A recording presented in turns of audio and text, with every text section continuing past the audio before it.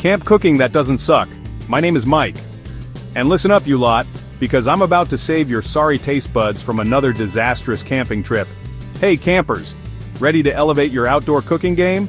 Because if you're still charring everything to a crisp and calling it rustic, you're an idiot sandwich. Today, I'm going to show you 5 easy and tasty camping meals you need to try. Meals that are actually edible, unlike that slop you probably packed. We're talking proper delicious food cooked over a live fire, not some lukewarm tin of beans. Forget those complicated recipes that require a bloody chemistry set to prepare. We're keeping it simple, but simple does not mean bland or boring, alright? Each of these dishes is designed for maximum flavor with minimum faff.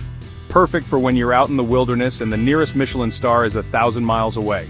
So pay attention, take some bloody notes, and for once, try not to mess it up. Your camping companions will thank you, or at least they won't be secretly feeding your cooking to the squirrels. This is your chance to transform from a campfire catastrophe into a culinary king, or at least someone who can boil water without burning it. We're going to cover breakfast, lunch, dinner, and even that essential sweet treat. So grab your aprons, if you even own one, you scruffy lot, and let's get started. No more excuses for pathetic outdoor meals. Let's cook something decent, shall we? Right, first up, breakfast. And if you think a stale cereal bar is an acceptable start to the day, then you're a bigger donut than I thought. We're making campfire breakfast burritos, hearty, flavorful, and if you do it right, not a soggy, disgusting mess. You'll need some decent tortillas, not those cheap flimsy things that tear if you look at them too hard. Get some fresh eggs, some proper cheese, cheddar, Monterey Jack, something with actual taste. And your choice of fillings. I'm talking diced peppers, onions, maybe a bit of pre-cooked sausage or bacon if you're not a complete amateur. Now the key here is cooking your eggs properly. Scramble them over your camp stove or a griddle on the fire. Don't overcook them until they're rubbery like an old boot, for God's sake. Season them. Salt, pepper, it's not rocket science. While the eggs are going, gently warm your tortillas. You can do this on a grill rack over the embers or in a dry pan. You want them pliable, not crispy. Then, it's assembly time. Layer your cheese, your chosen veggies, your beautifully cooked eggs. Don't overfill it, you muppet, or it'll explode everywhere. Wrap it up tight like you mean it. If you've got some heavy-duty foil, you can wrap the finished burrito in that and place it near the coals or on the edge of the grill for a few minutes to get everything melty and heated through.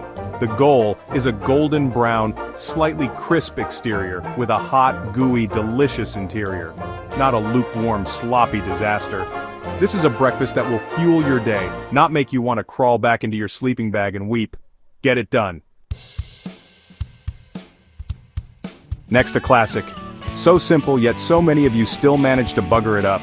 Grilled cheese sandwiches. It sounds easy and it bloody well should be. But I've seen some horrors in my time. Burnt bread, unmelted cheese, greasy abominations. Not today. We're doing this properly. You need good bread, understand? Something with a bit of substance, not that white, fluffy rubbish that turns to paste. Sourdough, a decent farmhouse loaf, something that can hold its own. And for the cheese, get something that melts beautifully, a sharp cheddar, Gruyere, provolone, none of that plastic processed crap. Butter the outside of your bread slices. Not too thick, you're not trying to deep fry it, but enough for a golden, crispy crust. Now here's a tip, you animals. You can also put a very thin layer of mayonnaise on the outside instead of butter, or with it. It helps get an even golden brown color and adds a tiny bit of tang. Don't knock it till you've tried it. Then, layer your cheese generously between the unbuttered sides. You can even add a thin slice of tomato or some pre-cooked bacon if you're feeling adventurous, but master the basic first, eh? Cook it in a skillet or on a griddle over a medium heat on your campfire. Don't have the heat too high or you'll cremate the bread before the cheese even thinks about melting. Patience, you impatient buffoons. Low and slow is the key. Flip it carefully, cook until both sides are gloriously golden brown and crispy, and that cheese is molten, oozing, and utterly irresistible. Cut it diagonally, it just tastes better, don't ask me why. A proper grilled cheese is a thing of beauty. Don't disrespect it. Alright, let's move on to something that screams camping convenience, but often ends up tasting like boiled disappointment foil packet chicken and veggies. The concept is brilliant. Chuck everything in foil, throw it on the fire, done. But the execution? Usually bloody awful. We're going to change that. The secret is seasoning, people. And not just a pathetic sprinkle of salt. We're talking herbs, spices, maybe a dash of lemon juice or a splash of white wine if you're feeling fancy. Get some decent chicken breast or thighs, cut into bite-sized pieces so they cook evenly. Don't use massive chunks or the outside will be charcoal and the inside will be dangerously raw. For veggies, think robust potatoes, baby ones or diced larger ones, carrots, bell peppers, onions, broccoli, zucchini, whatever you like, but cut them to a similar size for even cooking. Toss the chicken and veggies in a bowl with olive oil, salt, pepper, garlic powder, onion powder, maybe some smoked paprika, dried oregano or thyme. Get your hands in there and make sure everything is coated properly. Don't be shy with the flavor. Now, the foil. Use heavy-duty foil or double up on the regular stuff. You don't want it tearing and all those lovely juices leaking into the fire. Make a decent-sized parcel, place your seasoned chicken and veggies in the middle, and then seal it up tightly, crimping the edges. Leave a little bit of space inside for steam to circulate. Cook these directly on medium-hot coals or on a grill over the fire. Turn them every 10 to 15 minutes. Depending on the size of your ingredients, they'll take about 25 to 40 minutes. Open carefully. Steam burn is not a joke, you klutz. The result should be tender, juicy chicken and perfectly cooked, flavorful vegetables. A complete, delicious meal with minimal cleanup. See? Not so hard when you actually use your brain. When the evening chill sets in, you need something hearty, something warming, something that screams comfort. Campfire chili, done right, is exactly that. But I've tasted some campsite chilies that were nothing more than watery, underseasoned sadness in a bowl. We're aiming for rich, smoky, and deeply flavorful. You'll need a good-sized pot. A Dutch oven is ideal if you have one that can sit happily over the campfire flames or embers. Start by browning your ground beef or turkey, or even a veggie mince if that's your thing. Drain off any excess fat. For crying out loud, we're not making grease soup. Next, the aromatics. Diced onions, garlic, maybe some bell peppers. Sauté them with the meat until they're softened. Then come the spices. This is where the magic happens, so don't be a wimp. Chili powder, a good quality one. Cumin, smoked paprika, a pinch of cayenne for a bit of a kick, oregano. Toast these spices in the pot for a minute or two with the meat and veg to wake them up. Then add your tomatoes diced, crushed, a bit of tomato paste for richness and your beans. Kidney beans, black beans, pinto beans, your choice. And some beef or vegetable broth to bring it all together. Let this simmer away gently over the fire.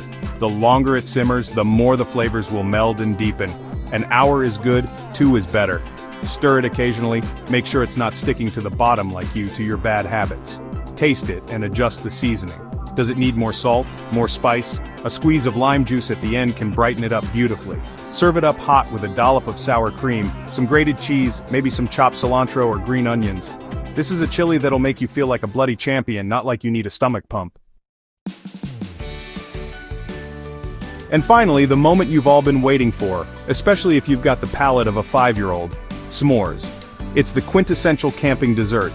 3 basic components: graham crackers, marshmallows, and chocolate. It sounds foolproof, doesn't it? Yet I've seen marshmallows incinerated into black, bitter cinders.